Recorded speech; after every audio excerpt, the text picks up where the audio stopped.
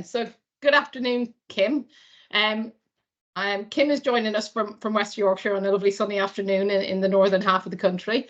And she's joining us today as part of our Innerva interview series to talk about her Healthy Britain report that she wrote just over 12 months ago last year. Kim is the MP for Batley and Spen, and she has a long-standing background in physical activity and sport. So it's great to be talking to someone who's got shared interests. Kim, could I start by talking to you about the Healthy Britain report? And for anyone that hasn't read it, you need to read it. It's available online. Google Healthy Britain report, and you'll find it in numerous places. Can you give us a quick overview of what it's all about? Yeah, thank you, Laura, for that lovely introduction, and it's lovely to see you again.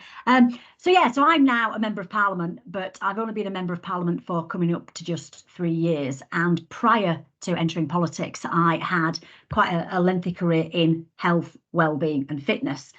So when I entered politics, I always knew that this was an area I really wanted to do a lot of work on and to push on.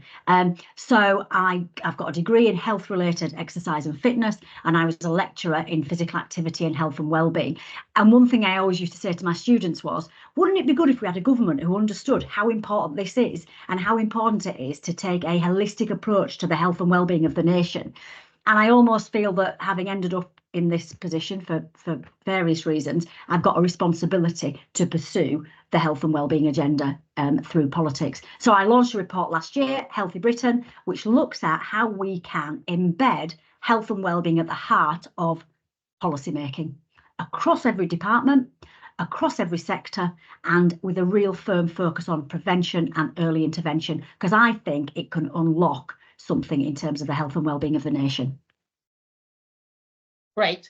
I mean, you've mentioned a couple of things that we're going to talk about, but the report strongly advocates collaboration, and it focuses on systems coming together to create a healthier Britain. And whilst there's not a heck of a lot more money to be thrown at it, you know, budgets are very, very tight. That's not necessarily what's needed. Can you give us a thought on how a more joined up working communication between departments can facilitate this?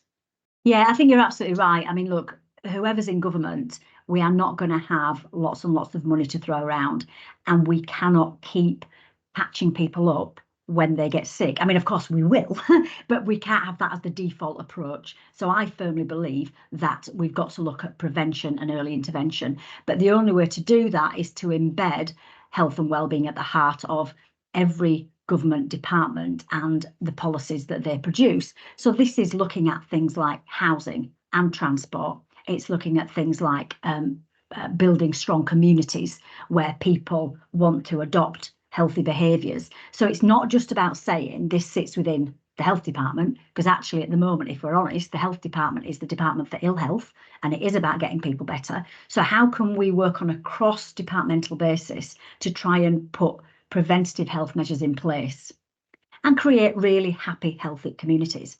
And the other joined up bit, which I feel strongly about, is the cross-sector working nature of this work. So yes, government's got responsibility, local authorities have got a responsibility, the public sector's clearly got a really important role to play, but I believe that the private sector has also got a role to play as well.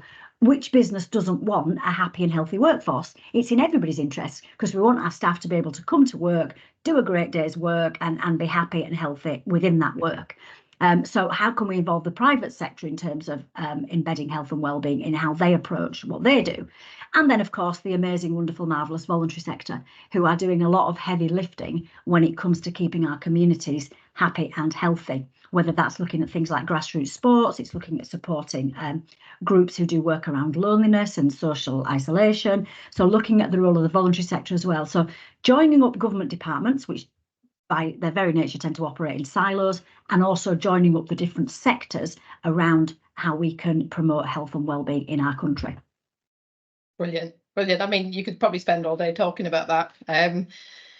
I think we all agree, both probably what you've just spoken in your departments and the people that you work with, that there must be a really strong focus moving forward on prevention and early intervention. And that spans everything from ill health to crime and antisocial behaviour. Where does this all start, and how do we get everyone working towards this kind of similar ambition? I think, it's taken a disciplinary approach to different healthy behaviours. But if I think about something like physical activity, which is one of my strong passions, making it easier for people to be physically active. Unfortunately, we've had quite a number of decades now where we've thought the best option was to get us to be less active. And that's everything from even something like a remote control to, you know, a washing machine, to whatever it is, all the things that we now take for granted in everyday life. Cars being one of the obvious ones. But we've got lots of things in society that make things supposedly easier. But actually they're doing us damage in terms of our health. So how can we make it easier for people to be physically active, like having a better active travel infrastructure? So it's easier to jump on a bike or to go for a walk or to go for a run, and it's safe to do those things as well. So how can we build infrastructure into our towns and villages and communities where we can be more physically active? But thinking about nutrition, thinking about healthy eating, how can we look at the food that is available to us?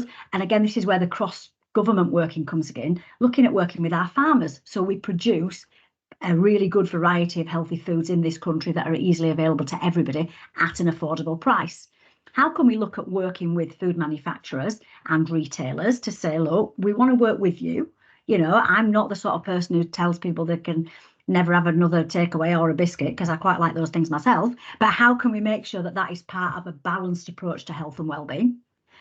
So just looking at the changes that we can make, again, on that cross-sector basis, to make it easier for people to be healthy. Because I think the hard thing is, we're all tired, we're living busy lives, fitting in healthy behaviours is not always easy.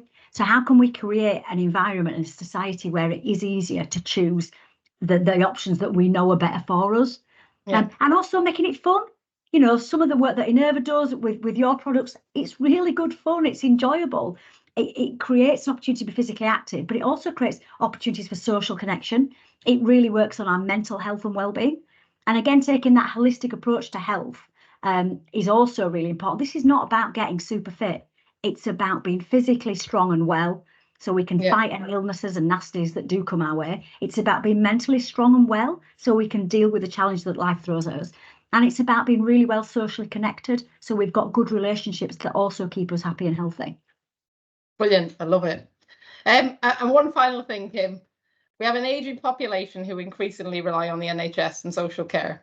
What do you feel the health and fitness sector, what role could they play in helping to reduce the burden on the NHS and social care systems? Yeah, I think that's a really good point. We do have an ageing population, and that's one of the things that's putting huge amounts of pressure on the NHS and social care. So, I mean, politically, we need to look at how we can work with the NHS and social care more effectively and give them the resources that they need. But also, as you quite rightly say, how can we work with people who are in the later stages of life to make it easier for them to be healthy and to keep physically active? And the good thing about physical activity is there is something for everyone.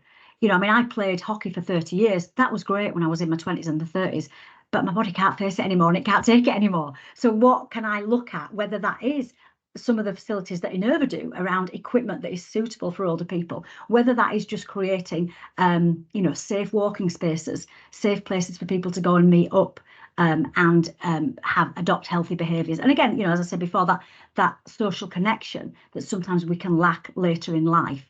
So it's just making sure that as we go through the later stages of our life, we are supporting people to stay as healthy as possible. You know, and that comes in lots of different forms. You know, there's a lot of work being done nowadays, thank goodness, on menopause. How can we support women who are going through menopause to stay active and to keep healthy? It's a real challenge, and I'm glad that we're having more conversations about that. So I think there's lots of different ways, again, by taking that joined up approach for people who are older, that we can say, look, no one's writing anyone off, but we've got to make it easy for those people to stay active and to stay strong. Because actually, the people I know in their 50s, 60s, 70s, 80s and 90s have still got lots to offer, but we just need to support them as best we possibly can. And then to just finish off, Kim, you mentioned you played hockey for a long time and it was just your chosen sport. What do you do now to keep fit and active, besides running up and down between West Yorkshire and London? Well, I have to be honest, being an MP is not a healthy lifestyle, so I do struggle a little bit. I'm always quite strict in trying to get enough sleep. That's a big thing for me. Managing stress is a really big challenge. In terms of being physically active, I joined the women's parliamentary football team, which is great fun. I'm fairly rubbish at football, but in terms of mental health and social connection, it's a great environment to be in, because it's women from all different political parties, women who work for MPs, which is really stressful, and women who work around political journalism. So that's really, really good. I've also joined the tennis team that there is in Parliament, so I do a little bit of tennis as well. And then I do all the things that I used to sort of tell other people to do. I always try and take the stairs rather than the lift. I always try and walk short journeys. So all those things that I used to preach to people in my previous career working in health and fitness, and I think, right, Kim, you need to step up now and practice what you preach. But I think that's the other reason that I get this, because I know how hard it can be. I know how challenging it can be to fit those healthy habits into your lifestyle. And like everybody else, I work on it hard as I can every day. Brilliant. Well, thank you so much, Kim, for taking time out of your exceptionally busy schedule. It was lovely to talk to you this afternoon, and I look forward to speaking to you soon. Thank you, Laura. Thank you for everything you do to keep people happy and healthy. Thank you.